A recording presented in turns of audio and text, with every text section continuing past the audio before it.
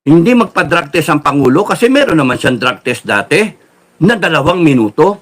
Anong klase meron tayong Pilipinas kung ang mga sistema natin, ang bumabaril, mga pinuno rin natin, mga opisyal din natin. Hindi kami papayag na babuyin ninyo ang Pilipinas. Yung mga nagsasabi dyan ng mga troll, salita lang, salita. Mga hinayo pa kayo. Huwag na kayong magsalita at delikado na kayo. Nagdedelikado na kayo. Malapit na kayong husgahan. Because kami, hinihintay lang namin yung huling patak. Yun ang hinihintay namin at doon kayo matakot. Yung huling patak na aapaw kaming lahat. Na hindi kami titigil hanggang hindi namin ituwid lahat ng mali ninyong ginawa. At hindi kami magpapakita ng awa. Yan ang tandaan nyo. Ito nga mga kababayan, bago natin ituloy ang video na ito, kung bago ka lang sa aking YouTube channel baka pwede makahingi ng like at subscribe at click mo na rin ang notification bell para updated ka sa aking nilalabas na bagong video. Salamat po. Hindi pwede ang isang presidente ng kahit anong bansa, for that matter, may topak sa droga. No?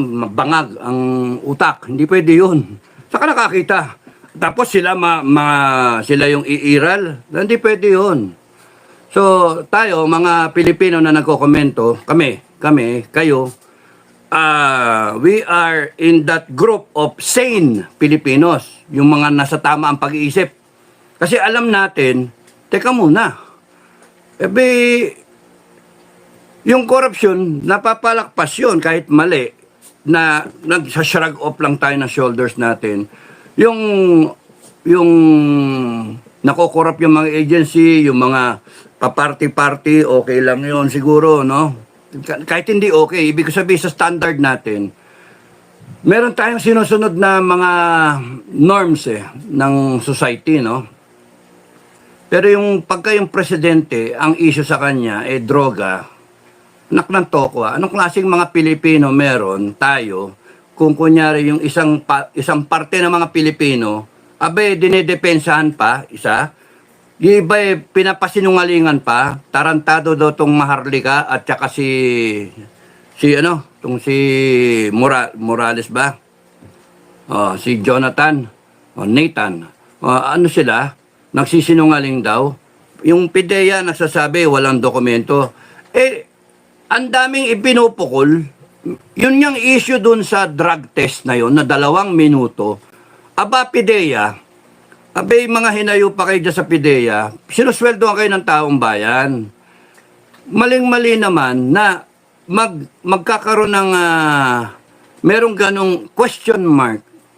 Alam nyo naman yung standard na ang drug testing inaabot ng oras. Lahat ng pinakita na mga dokumento o drug test result, PIDEA alam nyo yan. PIDEA hindi kayo pwedeng magsinungaling. At kung merong question mark, bakit nagkaganon yung drug test ng Pangulo? 2 minuto. Di ba dapat questionin niya ng PIDEA mismo, General Lasso, no? General Lasso, o kung hindi si General Lasso, kahit sino dyan sa PIDEA na matino ang pag-iisip, questionin ninyo. O kaya si Bato sa Senado, questionin ninyo. Saan ka nakakita ng drug test na 2 minuto? Otherwise, lahat ng drug test na yan, baliwalain na lang natin. Anong klase may standard ka ng properly na drug test kung ibang tao, pagdating sa presidente ng Pilipinas, 2 minuto?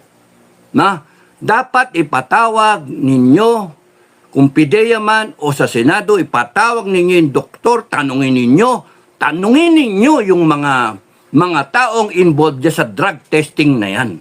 Yung pinakita sa publiko noon, nung time ng election, na meron drug test ang Pangulo, pero hindi sa PIDEA, sa private hospital.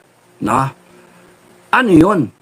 Tapos ngayon, okay lang, hindi magpa-drug test ang Pangulo kasi meron naman siyang drug test dati na 2 minuto. Anong klase meron tayong Pilipinas kung ang mga sistema natin, ang bumabaril, mga pinuno rin natin, mga opisyal din natin. Kaya hindi tama Hindi dapat natin palakpasin bilang taong bayan. Ngayon kung kayo, parte kayo ng mga taong bayan na okay lang yon. 2 minuto, okay lang yon. Mga wala kong kwenta kayong mga Pilipino. Dapat kayo, umalis sa Pilipinas because hindi kami papayag. Malapit na, TikTok, hindi kami papayag na baboyin ninyo ang Pilipinas. Yung mga nagsasabi dyan ng mga troll, salita lang, salita. Mga hinayo pa kayo.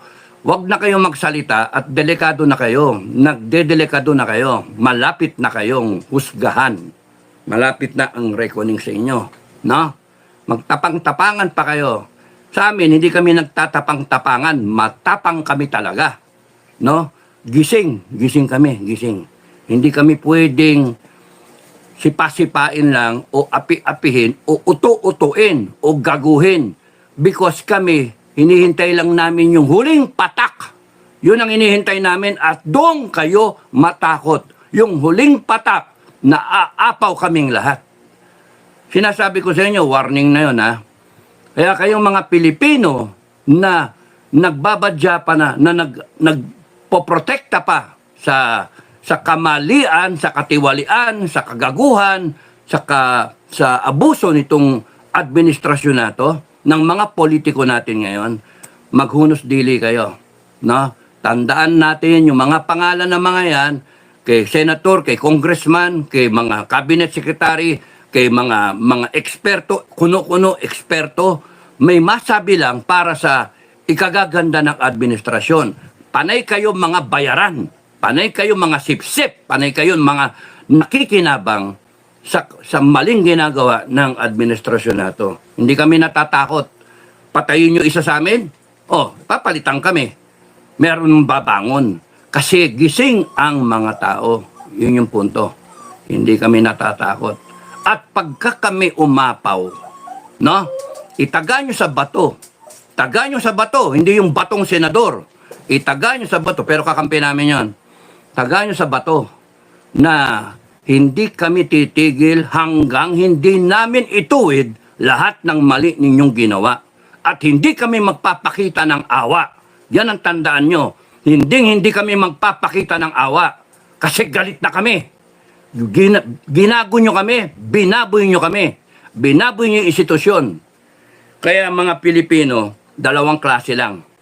No? 2 klase lang. Na kailangan you have to choose. Dito kayo sa tama o doon kayo sa mali. Ngayon, yung mga mali, malalaman ninyong mali kayo.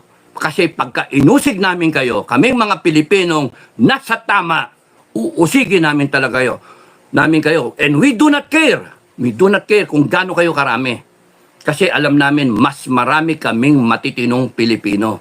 Mas marami kaming Pilipino na gustong maganda ang kahinatnan ng Pilipinas. Yun ang tandaan ninyo. Yun lang gusto ko sabihin. Bye-bye. Nakakainit na kasi ng ulo eh. No? Laman ng social media, putragis, yun ang topic. Kaliwa kanan. Ang laman naman ng mainstream media, si Dennis Cornejo. Si Dennis ba yun? Sino isa? Yung makukulong, natulong na habang boy. Anak ng tokwa kayo. Tapos yung sa West Philippine Sea. Pero yung issue tungkol na bangag na presidente, wala. Anong klase kayong mga media na nasaan yung sense of journalism ninyo? Hayop kayo? May araw din kayo lahat. May araw kayo. Tapos ito mga bugok sa gobyerno, may araw din kayo. Yung wag kayo nananakot, martial law, wag kayo nananakot.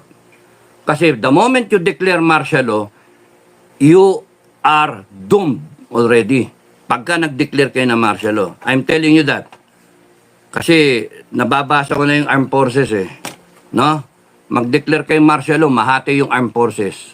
Yun yung pinaka-the worst na mangyayari. Mahati armed forces. You will create a scenario na makikita ninyo na mas maraming Pilipino ang lalagay sa tama. At sinasabi ko sa inyo, kung ako man ang masusunod, hindi ako magpapakita ng awa. Kahit lumuhod kayo, tawag, magkaganyan kayo, para mo ng awa, may pamilya ko. Ilang beses ko na nadinig yun sa mga kinatay ko. Marami na akong nadinig na ganon. Hindi ako nagpakita ng awa. Tanong nyo sa mga tao ko. Tanong nyo kala Wawawi.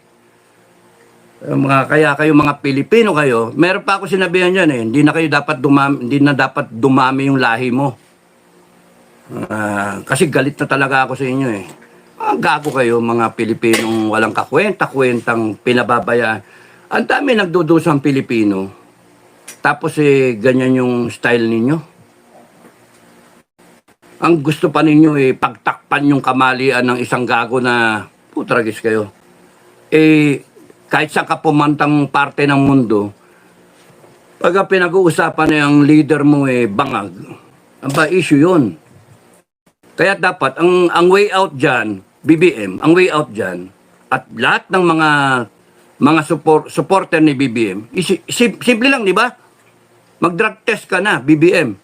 Kung ikaw, supporter ako kunyari ni BBM, kunwari lang, no? Ako yung una-unang pumirma dun sa withdrawal of support Kung non-negotiable na yun, Kung sakali kunyari, ang way out mo lang, BBM, subject yourself to a drug test. Kung ako supporter mo, sasabihin ko lang, simple. Kung ako general mo, sasabihin ko, bossing, mag-drug test na para matameme yung mga Duterte, para matahimik. Di ba? Yung mga tao, yung Maharlika na yan, yung Morales na yan, yung lahat ng mga nagko-komento sa'yo para matameme sila, magpa-drug test ka. Ang problema, hindi mo magawa. Kasi, bangag ka talaga adik ka talaga.